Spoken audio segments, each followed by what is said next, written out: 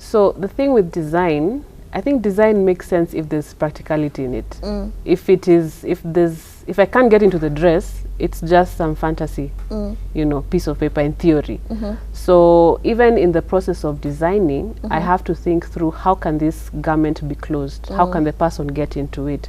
How will it be washed when they are moving? Will it be comfortable, or will they have to just be all the way stiff, you know?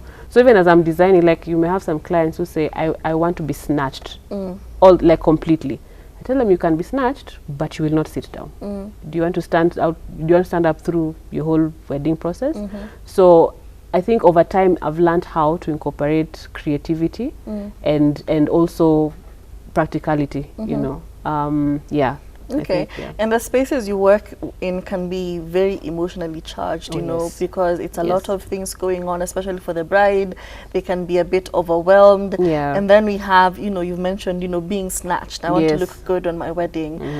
So as you're starting the process of creating this wedding gown, do you encounter people who are like, you know what, I'm actually going on a diet. So I know right now we're making we're making a size 12 dress, but maybe just make it a size 10, because by the time we're done, you know, I'm going to be this specific, you know, size or this specific weight. So now how are you able to go through the motions with your bride and, you know, just make sure that everything turns out perfectly, regardless of how emotional they are about the process? So I like to be real, you know. I always say, or I tell them, if you've not been working out the last 6 months or the last 1 year, no, let's not live in fantasy land. But miracles.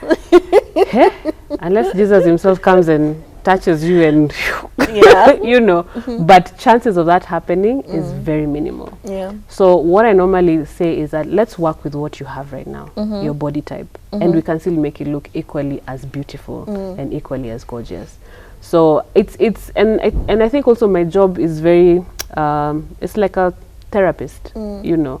I have to understand where you're coming from. I have to understand your psychology, like, why do you feel that way about yourself? Why do you feel like you must lose the weight right now? If you don't lose it, what's the problem? Is the issue your tummy? Do you want us to hide? We can figure out a way of hiding it without, you know, having all those issues. So it's emotionally charged, but then also I like to be real with you. I tell you, if you've not worked out, let's not try and it's happened before, by the way. If there's enough time, I say, okay, fine, we are not going to take your measurements this time. I can give you 1 month. Okay, you can do whatever I need to do in 1 month. If there's any changes, fantastic, we can take the measurements. If nothing, let's just work with what we have. In this day and age where content influencing, influencers, that's pretty much how people, you know, get the message across. So have you done collaborations with other houses and other, you know, influential people? Not quite. I can say yes and no. I have a few influencer friends, so obviously they've posted a thing or two for me. But reaching out to them, I feel like it's a very crowded space, in the sense that if I give you my business to showcase for me, you're going to go to somebody else, and, you know, like, there'll be no brand loyalty. So you're just doing a business because you're trying to influence and make people buy the product. So I'm very cautious when it comes to influencer marketing. But then, and in terms of collaborations, there's something I'm working on, because I believe in, if we come together, work together, the industry grows. So still trying to work on that. It's been a bit of a challenge, but I think there's some good progress on the way. And so far, what would you say are some of the challenges you've actually encountered, and how have you found a way to get past them? I think one of the challenges that I've encountered and still encountering is, I think, breaking into the market with a unique idea.